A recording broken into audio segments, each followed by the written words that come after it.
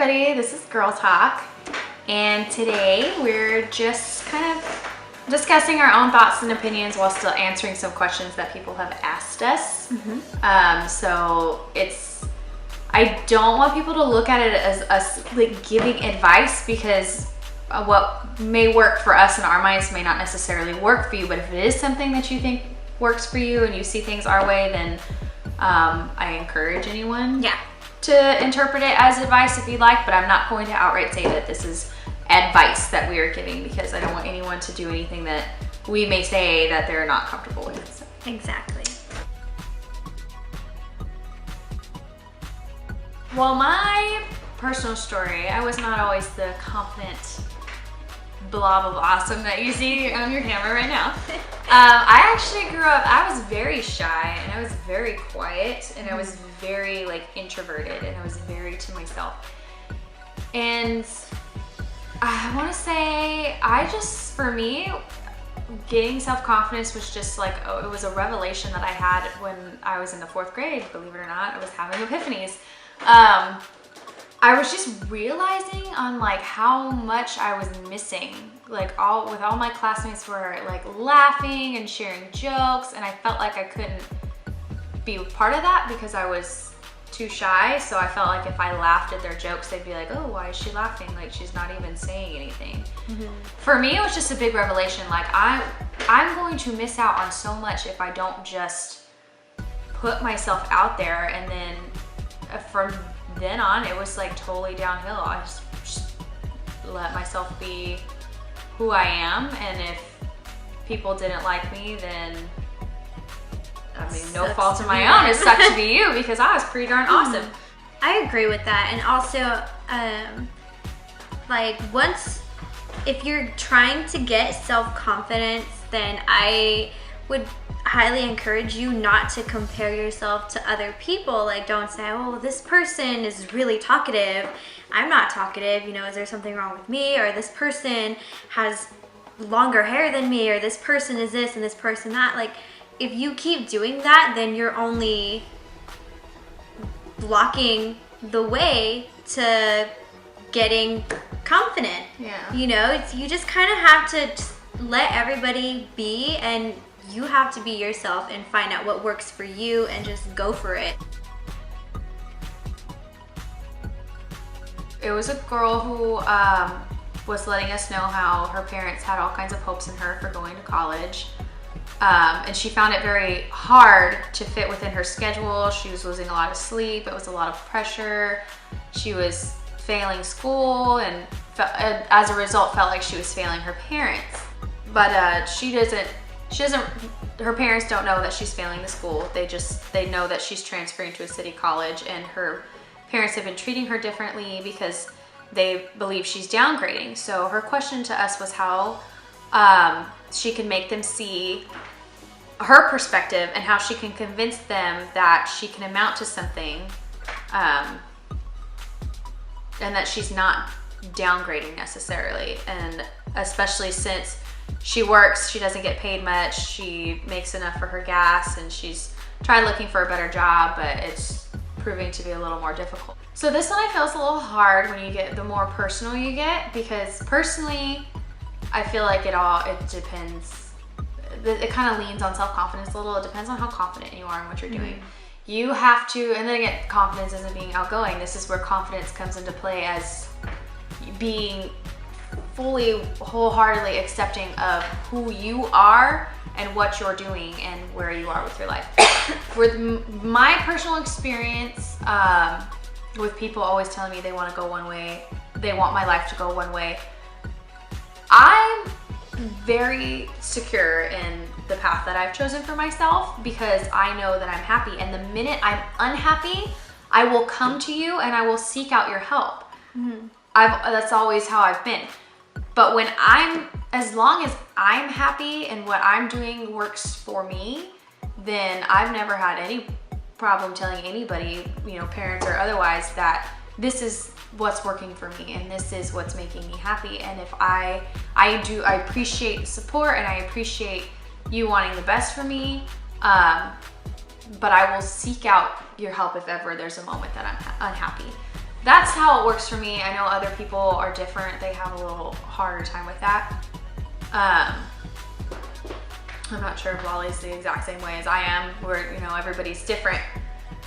Yeah, well, my parents were a lot more on, not so much the strict side, but like they had something in my future that they wanted me to do. And, you know, when I failed at meeting their expectations, then that's when it all came down to, you know, we're so disappointed in you and this and that made me feel like crap. So I can kind of understand where she's coming from in the aspect of her wanting her parents, or her wanting her, for her parents to see her, you know, as not a disappointment. But, you know, there came a point in my life where I had to just be like, you know what, you can be disappointed in me, but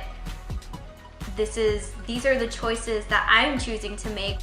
You're not out on the streets doing this. Yeah. So, I mean, yeah, even though you're not living up to their expectations and the choices you haven't made aren't the choices that they've set for you, you're not making bad choices either. Like, I'm not living up to their expectations for me, but I'm not living my life badly. I'm not living in the streets. I'm not getting into bar fights every night. Like, I'm not living a bad life. I have a comfortable home. I have a roof over my head. I have food. I have a job. I may not be in school like my parents wanted me to be, but I'm still happy with the things that I do have in my life. And if I'm happy and I'm living in a good spot in my life, my parents should be happy. So you may not be going to the fancier school, but you are still going to school. Right. And I think that's something that they should recognize, and I think it's something you should tell them. It's not the biggest and the best, but I'm doing what I can right now, and that doesn't mean you can't go forward in the future. Right. Just because I'm not there right now, I'm young. My whole life is ahead of me, and I still have all kinds of time to get there should it be something that I choose to do later. But let me tackle one obstacle at a time. Yeah, one obstacle at a time, and what I know I'm capable of tackling right now. And your parents, they will understand. I mean, they're your parents. They want you to be happy. Granted, they have expectations and all these things, but when it comes down to it, they do mean well for you and they want you to be happy. So if you just kind of have that heart to heart and mutual understanding of where you're both coming from, then it should be, you know, a little easier to just kind of see things eye to eye. I don't know, I guess I would say just don't let it kick in. I mean, if you have something that you plan on doing and you need to get your stuff together while you're still in school, then get it together. You know, don't slack off now, because you might not necessarily ruin your future, but you could change your course and plans, and that you could end up being a senior again. Like, you can't think, oh, I'm a senior, this is my last year, I'm done, I'm out of here. You're not done and out of there until your final grades come in. Exactly. You just need to remember, like, remind yourself of that, because if those grades are coming in and they're reflecting your senioritis, then you might just end up being a senior one more year.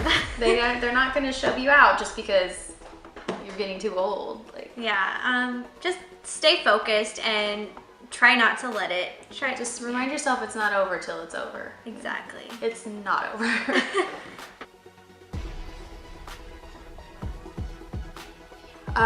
For me, I call Lolly. I go sit out in my car and I call Lolly.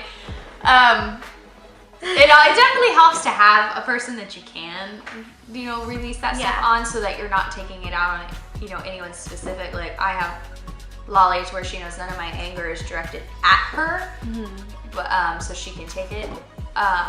Another way I find, like, exercise is a good one. I know it's really cliche, but like with my boyfriend, I know he like used to be pretty tense all the time, and once he started going to the gym, he's much happier. And then me, even, like, I started doing yoga, and I'm just like more, I don't want to say like, oh, zen and like all cheesy, corny, but it's more able to, like, I can take things in stride.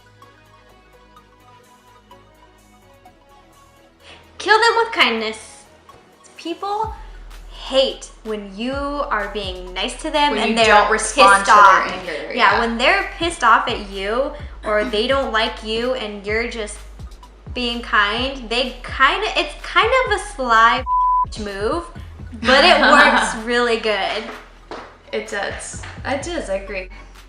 I just don't let those people bother me. I don't know. Maybe I'm the odd one out in all these questions, but like that stuff doesn't bother me because I guess killing them with kindness, that's a really good way, because at the end of the day, I want to look back at it and know that I didn't do anything wrong in that situation.